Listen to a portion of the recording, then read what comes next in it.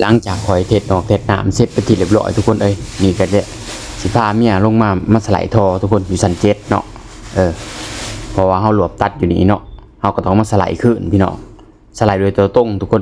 งานเทคนำทิ้งของสังนมก็จบเร็วเนาะ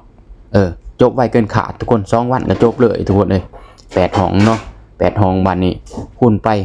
5 สันทุกคน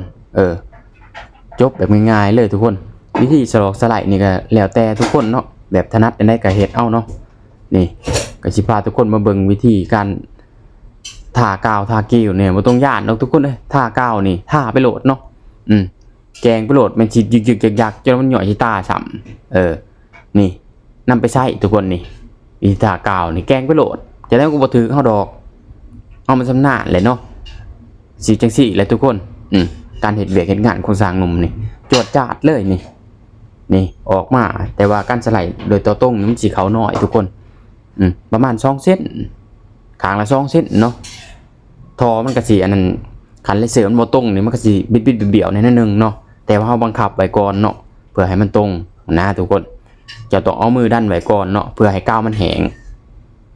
ต้องใช้เวลาน้อยนึงนี่สไลด์โดยตัวตรงนี่ต้องใช้เวลาได้ทุกคนเพราะว่ากระสัดแล้วมันจะออกมาแบบเปสายเปกัวงานทุกคน